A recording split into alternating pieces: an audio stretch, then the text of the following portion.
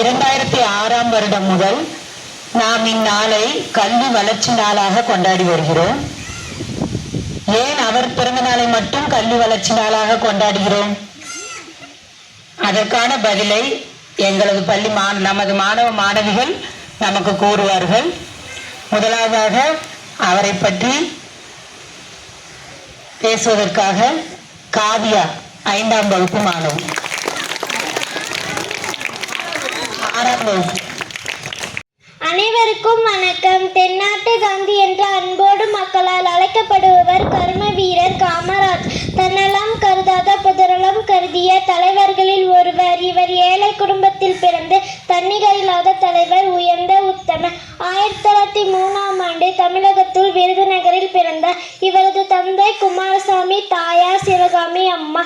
இளம் வயதிலே தமிழ்நாட்டின் மீது அதிக பற்று கொண்ட காரணத்தினால் இந்திய விடுதலை போராட்டத்தில் கலந்து கொண்டார்.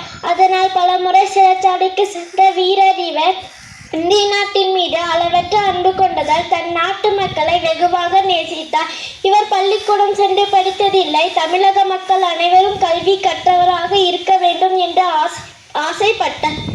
தான் முதல்வராய் பதவியேற்ற காலத்தில் ஓர் கிராமத்தில் ஏழை சிறுவன் மாடு மேய்த்து கொண்டிருப்பதை கண்டார். அச்சிறுவனிடம் பள்ளிக்கூடம் சென்று படிக்காததன் காரணத்தை கேட்டார். அச்சிறுவன், பள்ளிக்கூடம் சென்றால் எனக்கு உணவு கிடைக்காது, மாடு மேய்த்தால் தான் எனக்கு உணவு கிடைக்கும் என்ற பதில் காமராஜின் உள்ளத்தை தேய்த்தது. பள்ளிக்கூடங்களில் உணவு கிடைத்தால் ஏழை மாணவர்கள் கல்வி கற்க வருவார்கள் என்ற எண்ணம் பிறந்தது. தமிழகத்தில் உள்ள அனைத்து பள்ளிக்கூடங்களில் மதிய உணவு வழங்கும் திட்டத்தை வகுத்தார். இதுவே மதிய உணவு திட்டமாகும். தன்னெல்லாம் கருதாத தன் நாட்டு மக்கள் நலனை ஒன்றைய பெரிதும் நினைத்து பாடுபட்டார். அதனால் காமராஜர் படிக்காத மேதை, கரும வீரர், கருப்பு காந்தி, ஏழைகளின் நண்பன் என்று மக்கள் சிறப்பு பெயர்களால் கூறி அழைத்தனர். கரும வீரர் காமராஜர் 1973ஆம் ஆண்டு இவ்வுலகை விட்டு காமராஜர் மறைந்த தினம் காந்தியடிகளின் பிறந்த தினமாக அக்டோபர் 2ஆம் நாளாகும். காந்தி பிறந்த தினம் காமராஜரின் மறைந்த தினமாக நினைவில் கொள்ளப்படுகிறது. பெருந்தலைவர் காமராஜர் ஜூலை 15 கல்வி வளர்ச்சி நாளாக கொண்டாடப்படுகிறது. நன்றி.